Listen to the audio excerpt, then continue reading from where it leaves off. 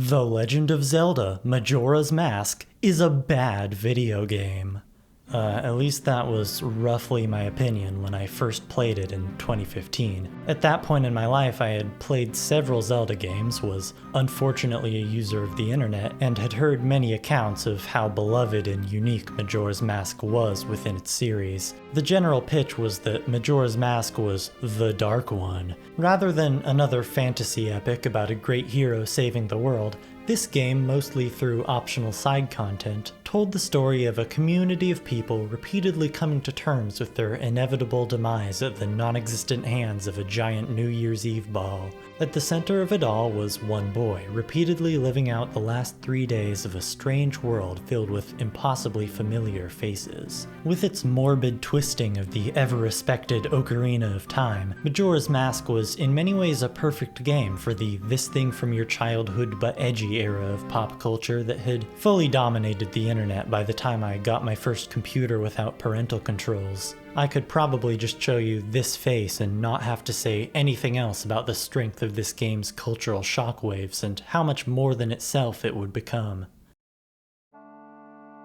Maybe it was inevitable that the real thing felt empty by comparison. Majora's Mask's ever-present time loop, rather than being the cornerstone of any groundbreaking work of narrative design, I saw as more of an annoyance than anything else. Like, Zelda games are all about puzzling your way through these thoughtfully crafted, interconnected dungeons. Is it really such a fundamental piece of the game that the world has to periodically reset itself completely outside my control? Even as I dipped my toes into the ever-acclaimed side quests, nothing could sell me on this game's bold premise. What was Majora's Mask even trying to do?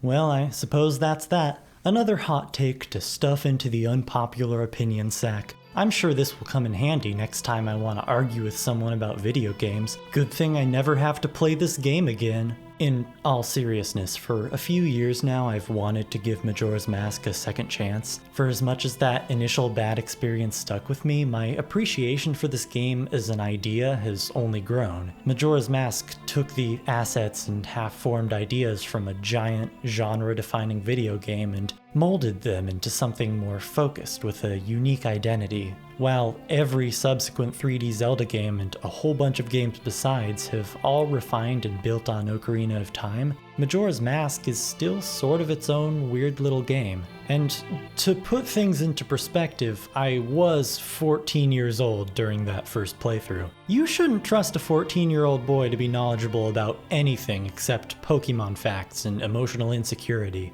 I know now that it's absolutely possible to love this game, and that's something I'd like to do. In 2021, I, on a whim, went on a bit of a Zelda binge.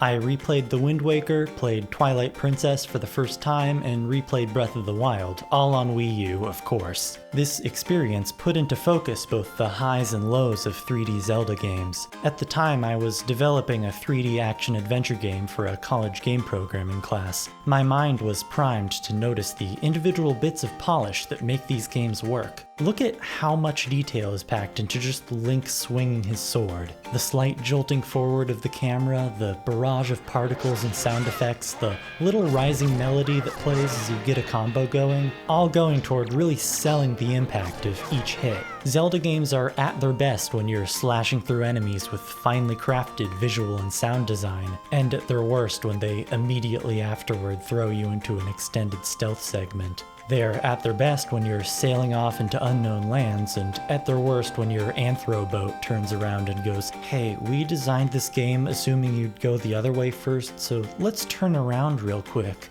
By the time you reach Twilight Princess, the developers are now firmly drunk off franchise power. It takes around 10 hours of gameplay for that game to get any good, and the developers must have correctly assumed most of us didn't mind waiting. Breath of the Wild is largely something entirely new, and who knows if we'll really ever see that classic 3D Zelda style again. When I finished my 120th shrine and reached the end of my journey, I realized that Majora's Mask was now the 3D Zelda game I knew by far the least about.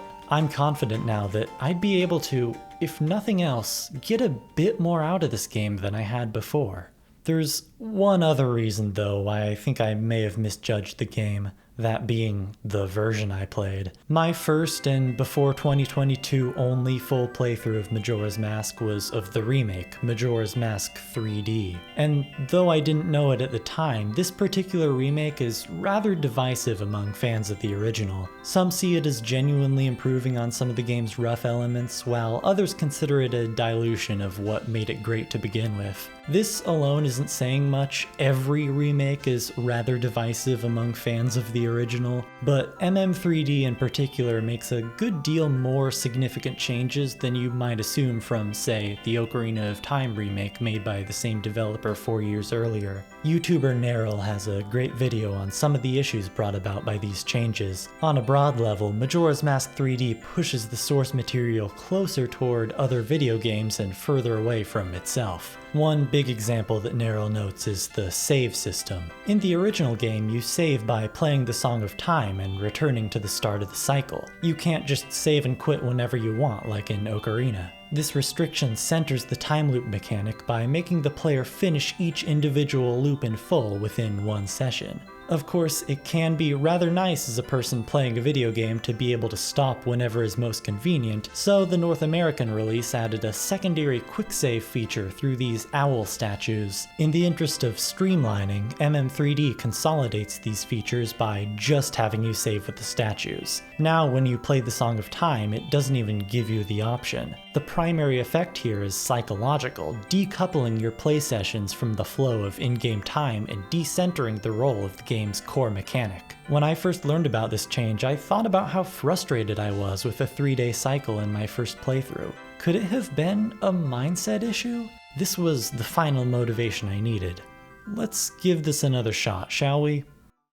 The Legend of Zelda Majora's Mask was released in Japan for the Nintendo 64 on April 27, 2000. Less than a year later, I too would be released from the womb. If you're significantly younger or older than me, let me tell you that of all the times in human history for a person to be born, this is one of them. Like most people, I've always mentally divided the world into pre and post my existence. With my particular date of birth, I've grown up around a lot of people agreeing with me for what I'd imagine are fairly obvious reasons. The 20th century is a foreign country to me, and most of what I can speak of their language comes from half sleeping through a few high school classes. 2001 was also a monumental year for video games. On March 31st, Sega murdered the Dreamcast, and by the year's end we'd see the launch of both the Nintendo GameCube and the original Xbox. With the previous year's PlayStation 2 rapidly becoming the most video game console of all ever, 2001 was the start of a 20-plus year corporate threesome that's defined console gaming to this day. What I'm getting at here is that it's not entirely for selfish reasons that I consider The Legend of Zelda Majora's Mask to be among the last retro video games. I imagine many people would argue that I've never played Majora's Mask, that Majora's Mask 3D takes so many steps away from its source material that it's not really the same game. To that I ask, what is? Games are created in the social and technological contexts of their times, and as the world changes, that context can slowly erode. I think much can be said for going the extra mile to experience a game on its own terms. For Majora's Mask, you want to grab an original Nintendo 64 console, complete with a memory expansion pack and the original controller. You'll obviously need a CRT television with crappy built-in speakers to best display that pristine composite signal. Keep in mind that we're talking before the era of digital distribution and massive Steam sales, so consider making this the only game you play for about a month. You are allowed to check a walkthrough on GameFAQs.com, as long as you do it really slowly.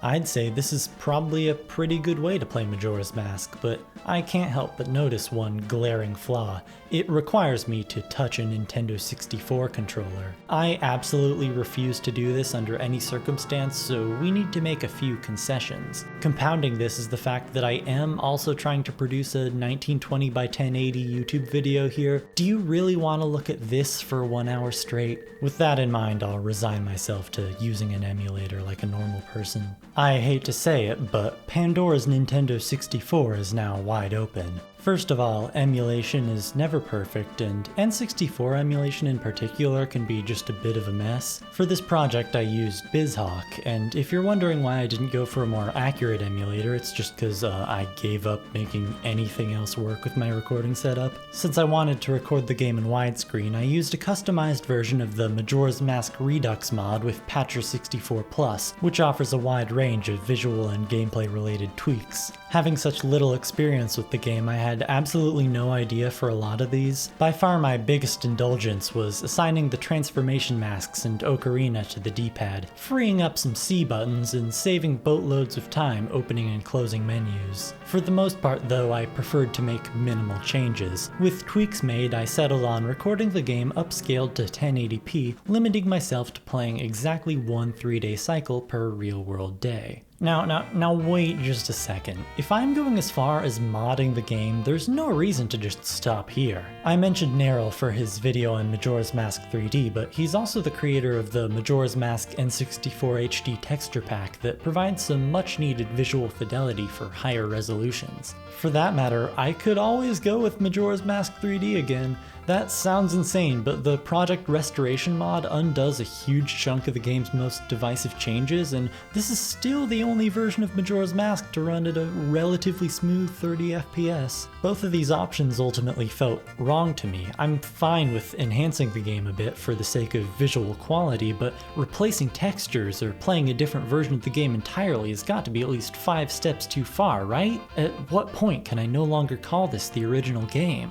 Look, the truth is that absolutely every decision I'm making here is arbitrary. There's no hard philosophical framework of retro video game purism to justify why HD rendering is okay, but texture replacement is a no-go. Everyone needs to draw the line somewhere, and inevitably we leave at least a little bit behind. The fact of the matter is that absolutely none of these textures and models were meant to be seen at this level of detail. Extending the camera to widescreen puts more into frame than was ever intended, both in cutscenes and during gameplay. Constantly shuffling around your inventory to use the right mask or the ocarina is annoying, but the fact is, it's how the game was experienced by its players back when it was new. There's certainly no clean way to map an N64 button configuration onto a modern controller without taking some creative liberties. Joysticks are built differently these days, and I ended up second-guessing my sensitivity settings a few times throughout this process. Every look back at the past is a compromise with the arrow of time. To understand our history,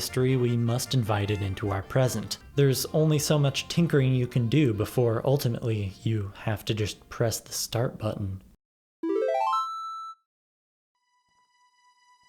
My expedition to Termina lasted 35 in-game days, divided into 12 3-day cycles. This was done over the course of 9 real-world days spread out over one fortnight. In total, I played 34 hours and 43 minutes of this game. I ended up remembering very little from my initial playthrough, though despite a lot of confusion, I think I did at least a little better than a newborn baby. Let me tell you how it went.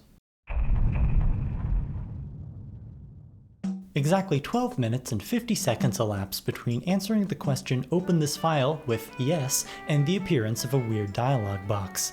But 3 days, even if we never sleep, that still leaves us with a measly 72 hours. Talk about demanding.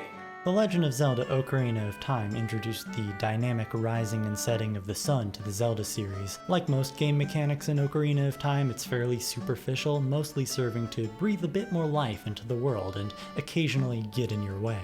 At no point in the game do any characters bring up the fact that Link canonically doesn't sleep for days on end, because that's sorta mostly just how video games work. Not even a single second past the dawn of the first day, in a game with a constantly visible clock at the bottom of the screen, Tattle establishes that Link has to physically stay awake for 72 straight hours. Anyway, if you're anything like me, and if you're this far into the video you are at least a little bit like me, whether you like it or not, you'll immediately get to exploring Clock Town. You can enter the lottery, fail the lottery, buy a map from a kind-hearted businessman, and partake in ignoring existential threats for short-term political gain. This boy wants a password, but you're limited to the digits 1 through 5, so you can't enter any of the funny numbers. The critical path for this first cycle is to find the fairy fountain, grab the stray fairy at the laundry pool, repair the great fairy to unlock magic, pop this balloon, play a game of hide and seek with the 5 bombers, get the password, take the tunnel out of Clocktown to the observatory, see Skull Kid in the telescope, grab the moon's tear, and trade it to the business scrub for some free real estate. From here, you're blocked from entering the clock tower until midnight on the 3rd day. Inside the tower, you recover the ocarina, which lets you play the Song of Time on your bagpipes, traveling back in time and recovering your human form, with the Deku transformation now accessible by wearing a mask.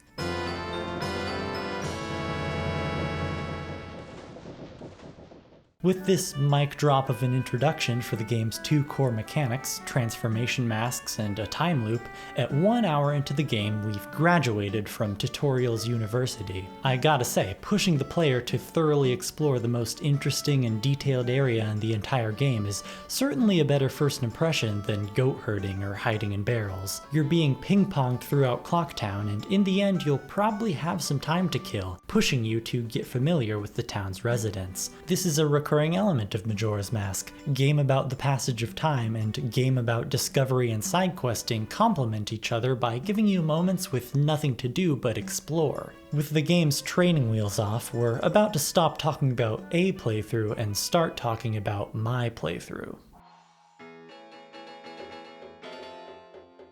That didn't count as my 1 cycle for the day, right? I chose to keep going from here. I made my way through the swampland pretty much by the books until reaching the Deku Palace. At this point I decided to backtrack to Clocktown for some bartering. Trading the Moon's Tear to the business scrub gets you a land title deed, and as is series tradition, it doesn't end there. Swapping deeds with a second business scrub in the swamp gets you a piece of heart, and this trading sequence expands throughout the game. Since temporary items reset with time travel, you may have to begin this quest more than once. Avoiding repetition is core to the long-term planning aspect of Majora's Mask, which here requires delaying gratification. I've never been great at that, so repetition it is. I found my 3rd piece of heart in the Poisoned Woodfall and my 4th in the optional half of the Deku Palace. It's a neat feeling to have a 4th heart container before entering a single dungeon. You don't see that too often. The palace's mandatory branch lets you buy magic beans. Magic beans kinda suck. They involve going out of your way to buy a super out of the way item that also resets with time travel, and filling up 1 precious bottle with spring water, all for what's usually a completely useless reward. As with the trading sequence, Majora's Mask is introducing a game mechanic in the main quest, which then exclusively becomes relevant to side content. It's just that in this one case it's bad and I hate it. After planting the magic beans, you can traverse the Deku Palace's secret route, eventually, and learn the Sonata of Awakening, which lets you access the first dungeon. Remembering my first playthrough, I decided I'd only ever start a dungeon at the beginning of a 3-day cycle. As is usually the case, inconvenient timings encourage exploration. With a human form, you can actually start and sometimes finish a few side quests in Clocktown. By re-entering the hide and seek zone, you can get the Bomber's Notebook, which tracks these. I went up and talked to this guy and he gave me a free mask. Most quests are a more complicated version of just this, 1 or more characters with their own schedules, needing and or giving you some mask. Masks are somewhat of an intermediate reward. For the most part, the 20 non-transformation masks do nothing but let you access more optional content, which will in turn give you a piece of heart or something like that. Today I also got Kafei's mask, which begins a quest I absolutely don't have time to start right now. Let's be real here, the masks themselves are way cooler than any functionality they might have. I made it a goal to obtain every last one. Did I succeed?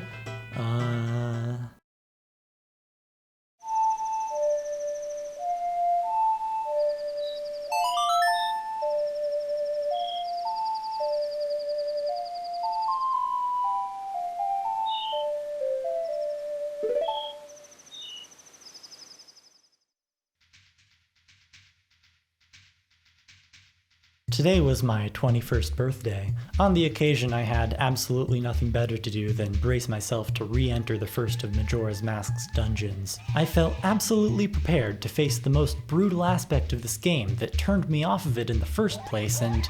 oh, is that it? It's still only the first day.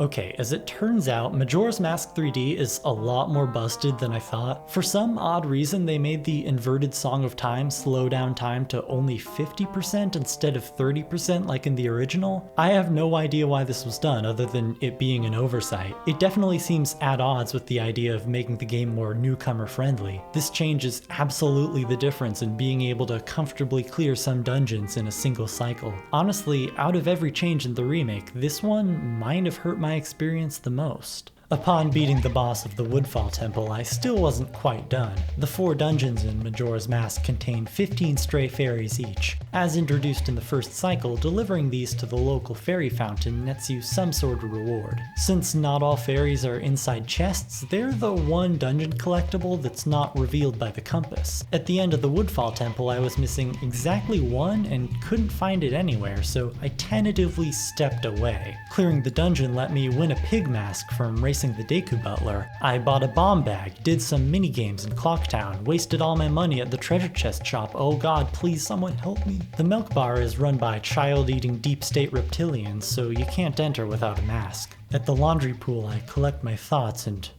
wait.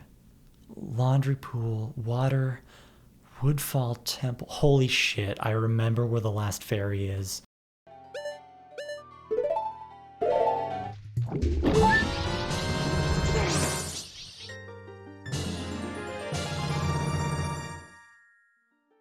The road to Romani Ranch is blocked off for the first 2 days, but on day 3 it's fully accessible. I meet Crimea and a rather dazed Romani. I find Epona locked up with no way to get her out, and I try my luck betting on some horses. What really matters though is that with the Bremen mask I got yesterday, I can snag myself the bunny hood. The bunny hood is almost undisputably the most useful optional item in the game. Running fast is convenient in a lot more places than it isn't. I'm incredibly glad that barely remembering this game I was able to get this so early on. Anyway, I believe the sun has set.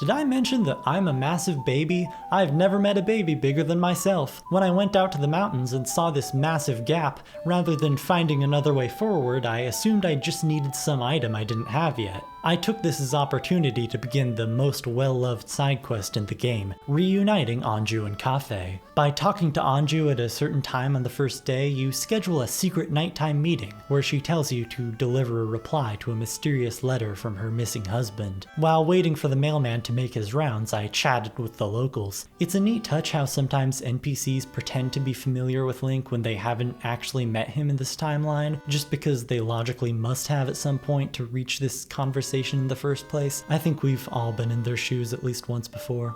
After a good sweep of the town, I realize I can actually go to the mountains because of course I can, and my reward is Big Frog Boy who wants the big meat. Enemies have started getting noticeably tougher, so I go to the blacksmith to not upgrade my sword. Plot twist, Anju's husband is temporarily a small child, and his wedding mask was stolen by a dastardly thief named Sakon. He tells me to give Anju his pendant, and Anju promises to wait for him on the night of the carnival. Up in the mountains is a new business scrub, so I repeat the trading sequence once again. He only does business with Gorons, so I guess I can't proceed quite yet. If you follow a ghost to his own grave, he'll give you his body since he's not using it right now. The scrub still won't accept trade. I guess the only other explanation is that I have to buy his sack first. I gather up enough rupees, but since I don't have the medium-sized bomb bag, I can't upgrade straight to the largest one. I have absolutely no idea where that medium bag would be, so it's a dead end for now.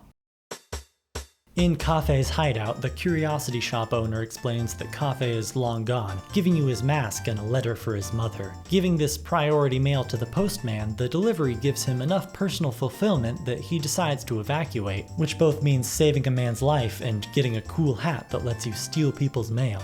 From the Bomber's Notebook, I know there should also be something from Mommy herself at this time, so I find her in the currently closed for business milk bar. As I approach the fine lady, the bar immediately opens the instant before I press A to talk to her. Counterintuitively, this means I can't enter anymore because I still don't have the Romani mask. Kafei himself is still nowhere to be found. I begin to worry that I've missed something somewhere. In desperation, I check the curiosity shop. The owner doesn't have anything to say about Kafei, and I already bought a bomb bag in a different timeline.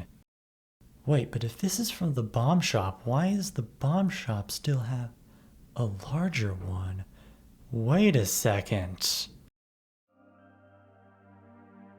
The night is half over. The music changes, a countdown appears. I only have so much time. I don't care what you have to say, just give me that bag. Alright, let me withdraw 100 rupees. There's a fee? What? How does that work? Okay, there we go. Plenty of time. Just gotta head through these mountains. Please give me your bag. Oh wait, I gotta switch to Goron Link.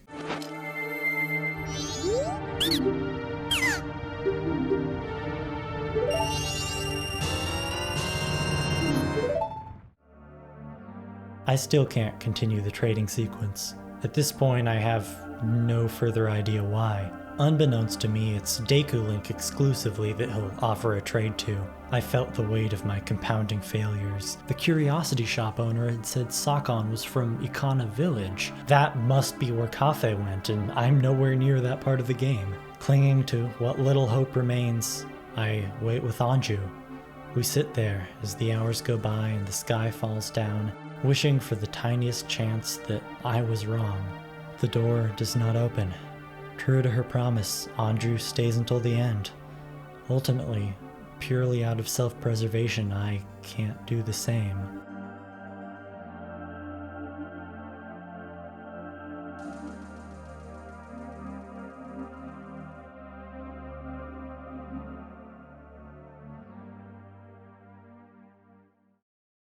Three days, 9 hours and 13 minutes.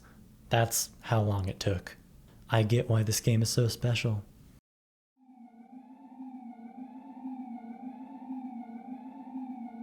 The Goron Mask grants access to 2 new areas of the mountains. One of these must hide the way forward. Entering Snowhead, the path is blocked by a giant Goron taking deep breaths. This kinda seems like it should be possible to get past with some combination of Goron rolling and the Lens of Truth.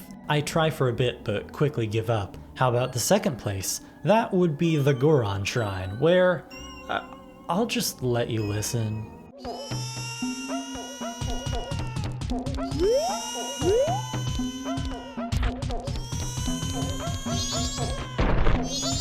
There are a bunch of Gorons you can talk to here, and maybe some song could cheer up this baby, but there's only so much time I can handle spending here at once. The result of all of this is me bouncing back and forth between these 2 unique forms of torture, slamming my head into the wall for a good hour. Desperately, I even comb through every previous location in the mountains, hoping to find something, but no luck. I'll be frank and say that this experience put me in a terrible mood that would never quite fade all day. Eventually, at my breaking point, for the first and last time this playthrough, I consult the internet.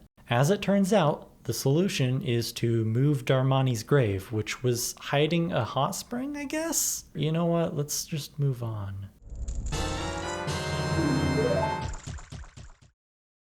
When you melt the Goron Elder, he teaches you the Goron Lullaby, which you can obviously play for the Goron Baby, and that gives you the big Goron meat for Big Goron Frog Boy.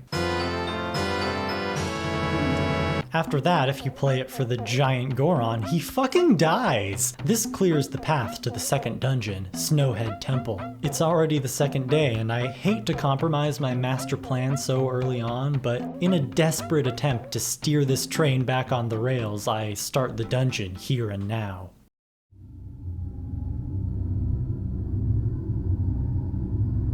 Snowhead Temple is far from a bad dungeon. Honestly, I think it's great. The catch is that with its verticality, it's easy to fall down to the bottom and have to climb all the way back up. There's a lot of, well, let's just call it front tracking here, where I had nothing to do but simmer in my pool of negative emotions. I was in 8th grade the last time I played through this dungeon. I was an antisocial weirdo, but at that point in my life I had finally gotten a bit better at making friends. I remember talking to some of them about this game.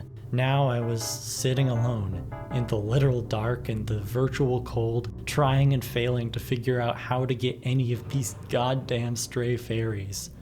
Well, at least the boss fight was pretty fun.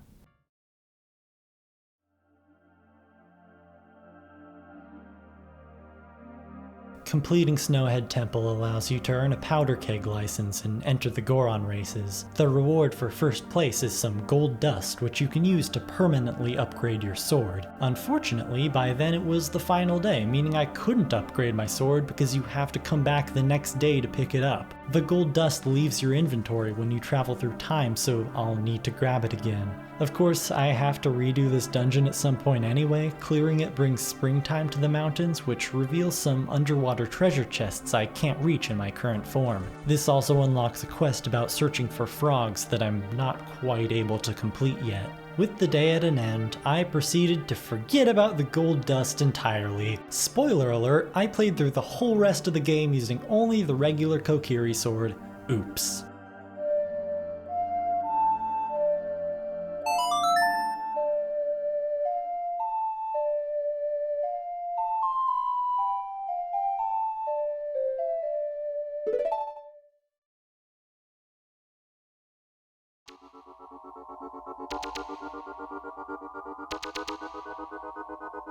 I proceeded to take a few days off from this game, only partially because of how that last day went down. But that was then, and this was April 20th. Mother 3 Day, I believe, and to celebrate I had resolved to get some milk. I needed the Romani mask, which had to have been hidden behind that one quest with the aliens at the ranch. With a license to carry powder kegs, I could clear the road on the first day without waiting. There, I promised Romani to meet her at night and also reunited with Epona, with whom I hopped the fence to Great Bay in the west. Since corpses are free nowadays, I got the Zora mask and begun the quest to save this lady's eggs from pirates. I only got so far into the pirate's fortress before it's time for my extraterrestrial appointment. And well, I fail. Badly. Knowing that tomorrow I'll probably be tackling the Great Bay Temple, it'll be at least 2 real-world days before I get a second chance.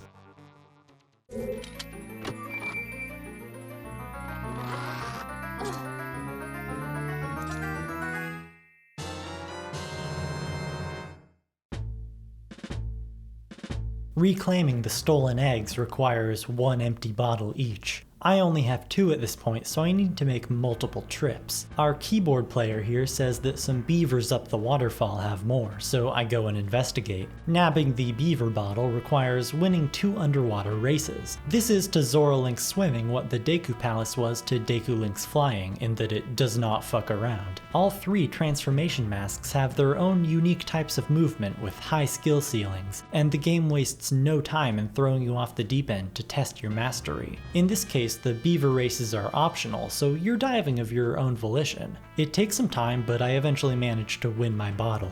I still haven't quite mastered Zora Link at this point, and I won't. After grabbing the 4 stolen eggs, 3 more remain unaccounted for. For these you need to swim out to Pinnacle Rock and deal with the eels. This guy recommends finding a gold-colored fish, which I try but fail to do, and still get there just fine, still no clue what that was about.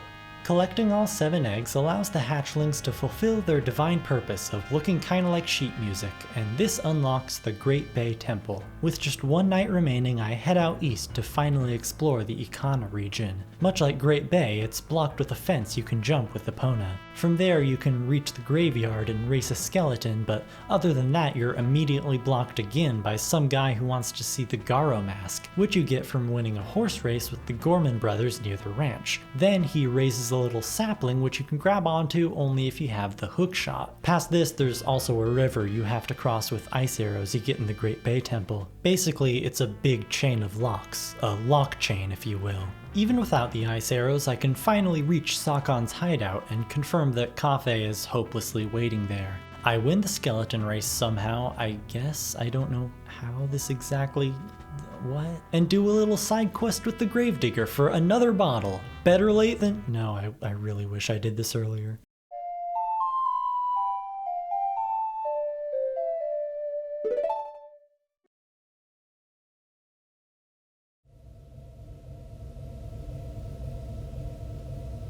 I remember Great Bay Temple being the toughest dungeon of my first playthrough. I didn't have too much trouble this time and ended up actually really liking this dungeon, but I can't say it didn't take a while. Stray fairies are pretty well hidden this time, and I didn't even get close to finding them all despite plenty of time searching. The boss also gave me significant trouble because Zoralink. I finished the dungeon at noon on the third day, and I mathematically would not have been able to do that in the 3DS version.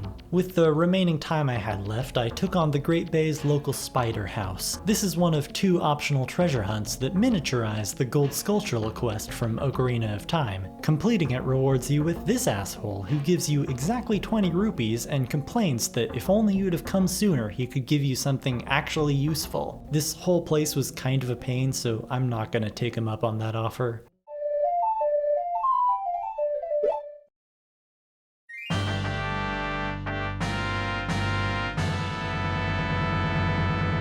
Crossing a bridge of frozen Octoroks grants access to the central hub of Ikana Canyon. This branches out to Stone Tower, the Music Box House, the ancient castle of Ikana, a well, the Springwater Cave, and the Spirit House. That last one is an optional minigame, everything else is in some way or another blocked off from the player, forming a knot that can't quite be untied without some outside help. It's a good thing I've become somewhat of a multitasker. With Sakon's hideout in reach, I can start the Anjun Cafe quest for real this time, and also get my revenge on the— goddammit, I fucked it up again. As it turns out, the key to main story progression is the Ikana graveyard. Using the captain's hat, you can instruct the skeleton boys to bust up a gravestone and enter the tomb below. What I didn't realize about this is that they patrol a different stone each day, and the one you want is only on day 1. I found this pretty much on accident, and there's definitely an alternative timeline where I get completely stuck here. Anyway, getting past an extremely difficult iron knuckle fight lets you learn the Song of Storms. Playing it at the Springwater Cave unplugs the river, letting this girl leave the Music Box House,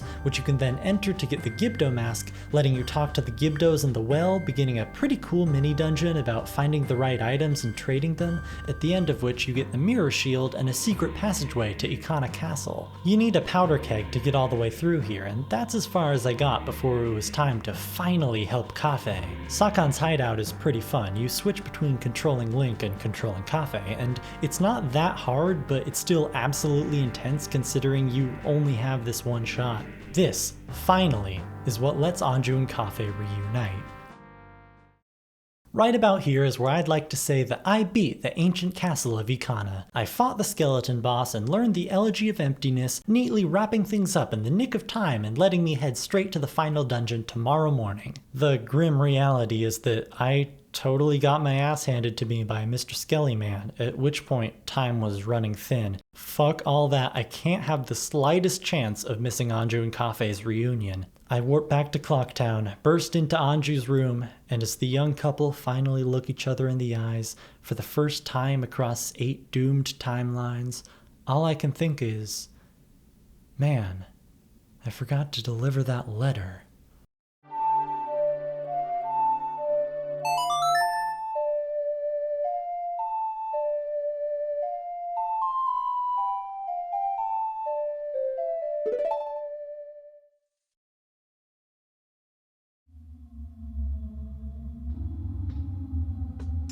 My experience fighting Jorg taught me that Great Bay is a good place for refilling on fairies. There's one here next to Lulu and one in the entrance to the dungeon itself, and they respawn in the transition between areas. There are probably better spots, but this is the one I found. Full on fairies, I buy a powder keg and make my way to the throne room as fast as I can. Now fully prepared, I stumble my way to victory. The now twice dead chief owns his subordinates so epically they spontaneously combust, and teaches me the elegy of emptiness before dying again. With this handsome motherfucking looking back at me, I can finally reach Stone Tower Temple. The last day's failure had cost me 8 in-game hours. Stone Tower Temple went down comparatively smooth, and I even managed to find every stray fairy without much effort. Nonetheless, I was not about to break my streak of dying horribly to every boss in the game. Beating Twin Mold requires having arrows to shoot it with and or having magic to use the Giant's Mask. Initially, I didn't realize that the pillars in the area spawn both these resources until it was pretty much too late.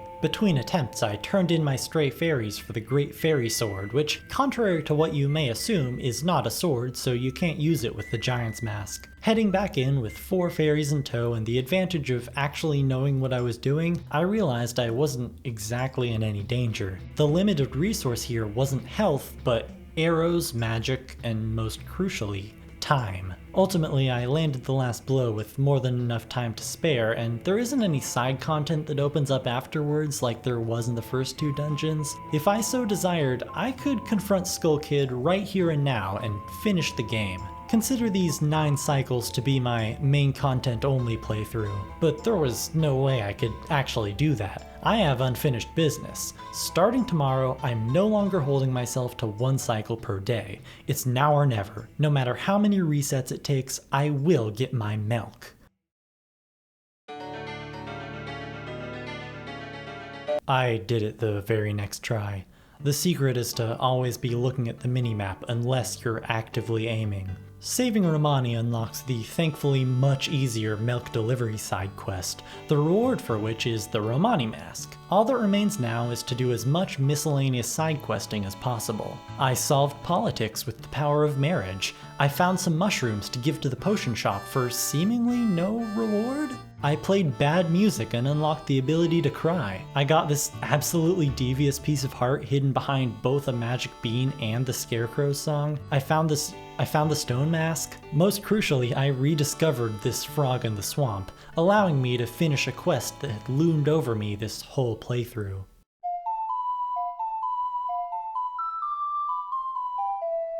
The Dongaro side quest spans 4 regions of Termina and 3 out of 4 dungeons. Having a rematch with Goat re-unfreezes the mountains, after which you have to fight the frog mini-bosses in the Woodfall and Great Bay temples, as well as talk to these 2 regular frogs. There's just one problem. Completing it gives you a piece of heart.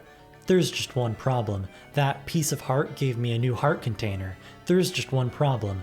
That heart container started a new row on the HUD and now it looks really ugly. Hopefully I can get at least 1 more heart container by the end of the game. After failing to answer video game trivia questions from a mystical forest spirit and stopping Sakon from taking an old woman's explosives, I begrudgingly start the Anju and Kafe quest for the 90th time. Turns out that was a mistake, because if Sakon doesn't steal the bomb bag, Kafe will never learn his identity, and the quest reaches a dead end. Because it's what I do when I can't accept my own failures, I check the curiosity shop. Not sure why, but he has a new item in stock, the all-night mask. The only issue is that I can't afford it. Or rather, I can afford it, but couldn't possibly afford it because my wallet caps out at 200 rupees. I was still set on collecting every mask. Backed into a corner, I had no choice but to do what I promised myself I wouldn't.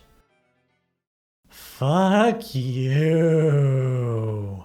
Okay, going through Anju and Kafe for the 91st time, I make sure not to stop Sakon, I follow the postman like a hawk, and I finally get to hear his conversation with Kafe's mom. It's a neat bit of dialogue, but one with no material reward of any sort. Regardless of what mask you wear, she doesn't have anything to say to you afterward. What I should have done here was cut out the postman completely and deliver the mail directly to her. That way you get an empty bottle and mark her row in the bomber's notebook as complete. Oh well, it's not the only mistake I've made in these past few days. Most of them feel stupid in hindsight, and in the end I just have to accept that my whole life is one big joke. The punchline is that you can only buy the all-night mask if you stop Sakon from stealing the bomb bag.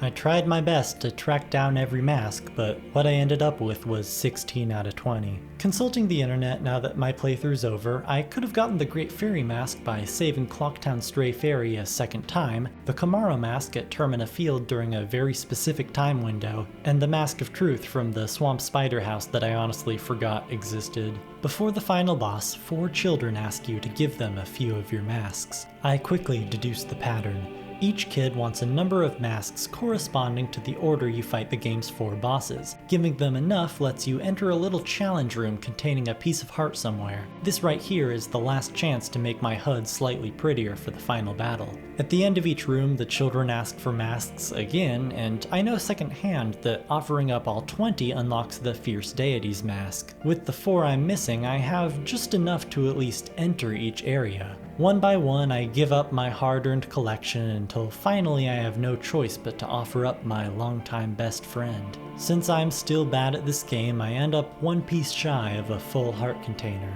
In the end, there's just one last place to go.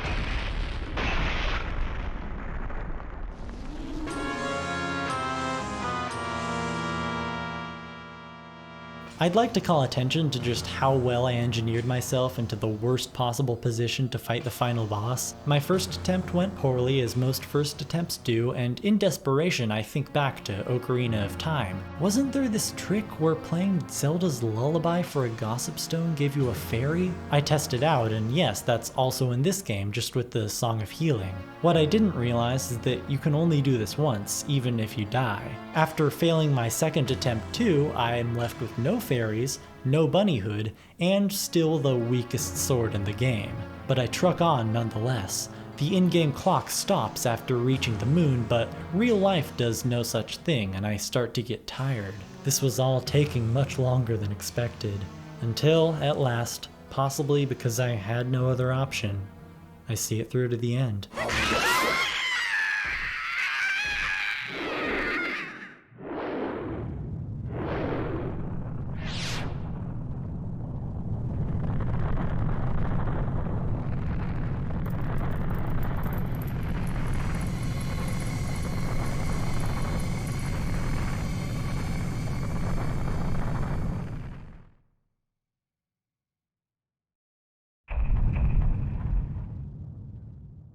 This is meant to be the section of the video where I review Majora's Mask, where I discuss how my feelings on the game have changed and interrogate its value as a work of art. Maybe I could even score it on a scale of 1 to 10.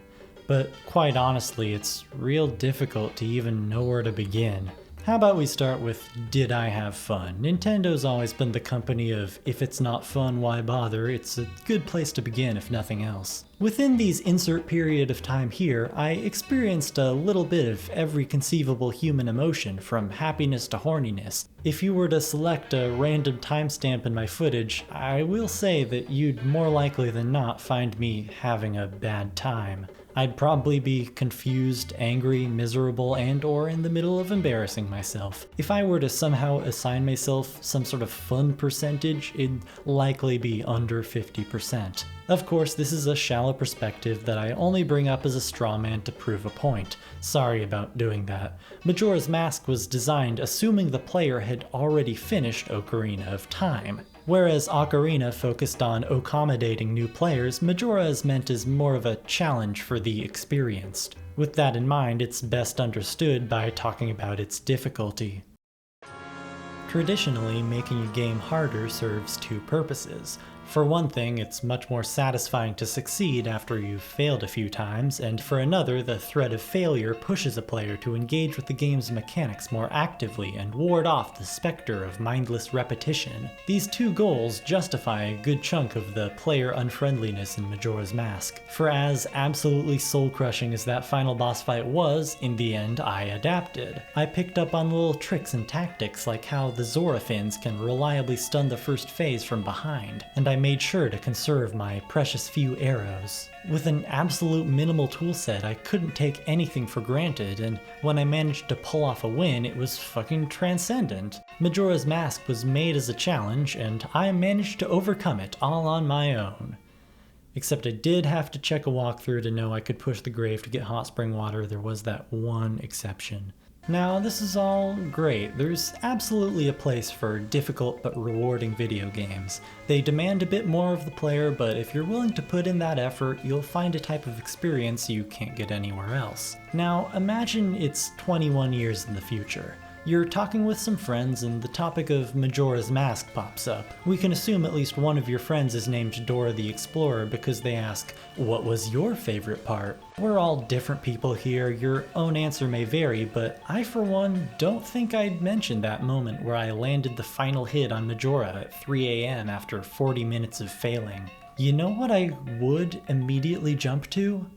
I'd think of sitting in that hotel room with Anju as the timer counts down toward the end, waiting for someone who I begin to accept will never arrive. That day in almost every aspect was a failure. I went back and did things the right way later on, but honestly, if not for my having captured that on video, I probably wouldn't remember too much of it. You do a cool mini dungeon and then see a cutscene that a million different people have seen before. Similarly, I've played countless games with a thrilling final boss fight that I barely scraped through. That night in the Stockpot Inn, more so than anything preceding or following it, felt uniquely personal. My favorite memory of this game is one of failure. To call Majora's Mask a game about time is pretty much the most succinct description you could give it. This is really saying something considering its predecessor literally has the word time in its name. Ocarina of Time took the light and dark worlds from A Link to the Past and replaced them with a before and after, which impressed me playing Ocarina of Time 3D in 2012 as much as it probably impressed the millennials playing on N64 in 1998. Meanwhile, Majora's Mask gives us 3 different songs of time and an entire universe literally centered around a clock tower. You could go and call it the first 4D Zelda game. One of my absolute most treasured experiences with a video game was when I first played Persona 5 in the winter of 2019, on PlayStation 3 of course. This was during my senior year of high school. That January there was a huge snowstorm that canceled school for a whole week. For 5 straight days, I'd wake up to learn that I didn't have to leave the house all day and proceed to spend my waking hours blitzing through Persona 5. Much like the games before it, Persona 5 centers around a high school student who does at most 2 distinct things per day. At the time, I found this fairly relatable. The game plays out a full year in fast forward, feeling much more like how you remember high school than how it actually is. Meanwhile, every instance of going out to eat or hanging with a friend has quantifiable value and cosmic importance, feeding into the other, more demon-murdery half of the game. Every decision affects every future decision, your real-life self has all the time in the world to think these decisions over, and the game spins its beautiful web of interlocking systems. This bird's-eye view of a mundane world was comforting at a time when I felt that so much of my life was just pointless and that I was wasting my potential away. Time is all around us. We take it for granted in our daily lives, yet always wish we had just a little bit more. If Persona is a meditation exercise, Majora's Mask is starting a paper at 11:30 p.m. on the due date. You're constantly feeling the pressure of an approaching deadline, and you absolutely need to make the most of every hour. There's no time to rest, mistakes can and will pile up, and it's usually just best to live with them. Every cycle you'll probably help at least one person and maybe save a life or two, but you can't save everyone. When I was repeating the Anju and Kafe quest to try to deliver that letter properly, I pointlessly gave Anju the pendant every time without fail. I think it was just to be absolutely safe with requirements, but like, that sure did canonically kill her each time. Across every additional splitting of the timeline, you absolutely leave more people to die than you don't. You could do anything, but you can never do everything. This is right about the point in the video where I clarify that none of this came out of thin air. In the center of Clocktown, a group of carpenters construct a viewing platform for the Carnival of Time, in constant anxiety over a seemingly impossible deadline and an uncertain future. It's a perfect way to set the mood for everything else this game will be. It's also, by all accounts, an inside joke. If you know one thing about the development of Majora's Mask, it's probably that upon Eiji Aonuma pitching a brand new 3D Zelda game, he was immediately given the conditional acceptance of 1 year's development time. The logic was that Nintendo had poured so much time and money into bringing Zelda to 3D that from a business perspective, it made sense to repurpose as much as possible, getting all the mileage they could out of Ocarina's development with minimal additional cost. No matter how many character models you reuse, 1 year to make a sequel to a game that took 3 all with a smaller team was never going to be enough. Aonuma, for one, seems to have fucking broke himself for this game to the point of having literal nightmares and then walking into the office the next day to find they'd come true. I can't really speak to what it was like to work under the schedule for all the people who made this game, but at the very least I'll admit that I don't see too much value sitting here 21 years in the future and complaining about how the Deku flowers have weirdly small hitboxes, rupees aren't that useful, and the swordplay's not as flashy as Wind Waker. Would anyone really get anything out of that? No matter how many people dedicate themselves for how long into making a game, in 20 years' time, most of that work will be largely forgotten. Luckily, a game is more than the sum of its parts. What sticks with people is that one core experience, which in the best games, every line of code and every pixel on every texture is created in service to. Looking back on Majora's Mask, it's a shame things aren't that simple. The inverted Song of Time allows the player to slow down time to 1/3 of its normal speed. At first glance, this seems like a bit of an obvious game breaker. Why would you not just have this active all the time, right? If your game is about time management, there's really no reason not to grab as much time as you can. This was reasonably my first instinct when playing. Ultimately, the one problem with playing this way was my own patience. Every denizen of Clocktown runs on their own schedule, and in slow motion, their walking speeds become somewhat unbearable. Waiting is as much a part of Majora's Mask as hurrying is, and the schedules of Clocktown's denizens are fine-tuned for the game's normal pace. If we shift our perspective from player to game designer, the question becomes, why have the inverted Song of Time in the game at all? It's clearly just a way for players to make the game less enjoyable for themselves. But if you remove it, you'd run up against Majora's Mask's dungeons, the very reason the game exists in the first place. Dungeons are unambiguously best played start to finish in one cycle. Remember that this game's one unique dungeon-related mechanic is stray fairies, which disappear from your inventory when you go back in time. Without the inverted Song of Time, one cycle isn't nearly enough to traverse a whole dungeon, track down every stray fairy, fight and defeat a boss, and do any side content that opens up afterwards. Like so many more bits of game design than we'd like to admit, the inverted Song of Time is a compromise. Think back to the little girl at Ikana Canyon. Once you've played the Song of Storms, she periodically exits her house, patrols the area, and then returns. All you have to do here is enter the house while she's outside without her seeing you, but like many things in this game, that took me a while to realize. When I was observing her movements, I realized I was on slow speed, so I played the inverted Song of Time to see her patrol route in real time. But her speed didn't increase. She's not affected by the flow of time in any way. This ninja here says she appears once every 2 minutes, which is not a meaningful unit of time in the game at all. What he means is 2 minutes in the real world, the world where the moon doesn't have a face. This one character's predictable schedule is fully severed from the game-wide system of characters with predictable schedules. When I noticed this, I realized just how much of Majora's Mask is fully time agnostic. The Deku Palace guards, the Gorons in the mountains, the machinery of the dungeons, they all act just as they would in any other Zelda game, oblivious to the passing of days and nights and to their impending moon doom. The 3-day cycle is a core rule of the game, but one that's only followed when the game designers feel like it. If you're outside the walls of Clock Town, chances are the only time it comes up is to inconvenience you. Think about it this way. Say for the sake of argument that the ending of Ocarina of Time resulted in 3 split timelines. In the first timeline, we go through Majora's Mask as normal. Link goes on a quest to summon the 4 giants and stop the moon from destroying Termina. Hopefully we've covered this one thoroughly enough already. In the second timeline, the Clocktown guards spontaneously decide to actually do their job and not let a small child out into the dangerous wilderness unsupervised. While they're at it, they confiscate his sword. From here, we're thrust into a unique adventure game about reliving the last 3 days of a small community as you learn their stories and help them with their problems. Meanwhile, in the third timeline, Link sleeps in.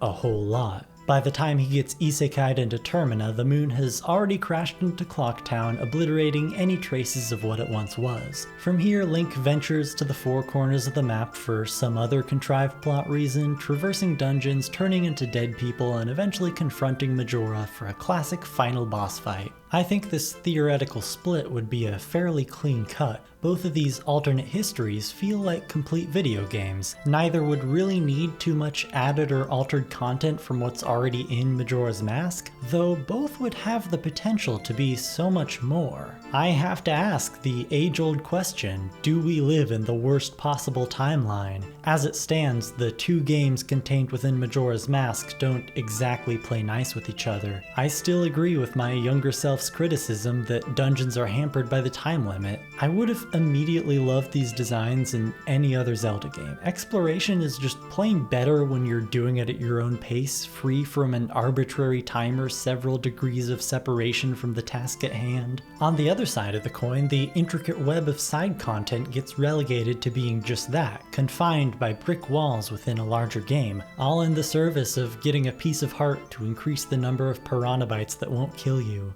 You could easily dismiss Majora's Mask as a game that tries to do too much and ends up doing nothing at all. If only they had just made a regular Zelda game and dropped all that time loop nonsense. Alternatively, if only they just made a new IP and went all in on time loop nonsense. I can't get behind either of those though. For as much as the 2 halves of Majora's Mask come into conflict, both are absolutely irreplaceable. Look, I'm far from the first guy on the internet to publicly complain about modern pre-Breath of the Wild 3D Zelda games. After my last year's Wii U journey, I honestly agree with most of the common talking points, but I get that this ground is well tread. In his series on Zelda's dungeon design, Mark Brown of Game Maker's Toolkit identifies the Wind Waker in particular as where the series shifted from the interconnected puzzle boxes of Majora's Mask to a greater focus on individual single-room puzzles with the illusion of non-linearity. With fresh memories of both games, I can say that even this is honestly being way too generous to Wind Waker's dungeons.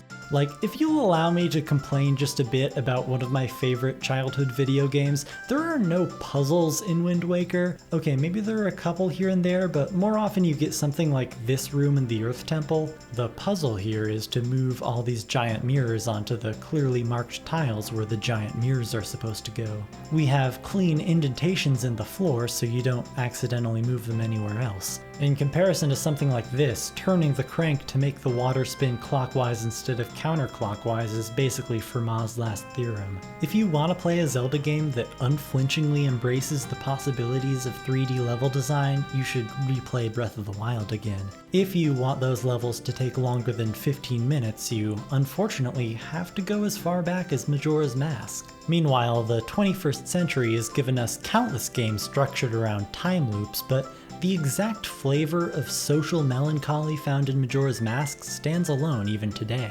Maybe it's even because of their place on the fringes of a larger adventure that the stories of Termina's people still have their potency. I don't know. All I can say is that in 2022, as in 2000, Clocktown is special. Majora's Mask is two fantastic video games, and most of its flaws and missed potential stems from whichever of the two you're not looking at. On the off chance any of this qualifies as a video game review, The Legend of Zelda Majora's Mask gets an 8 out of 10. And a 9 out of 10. I think I've spoken long enough. It's time to get some sleep. Thanks for watching.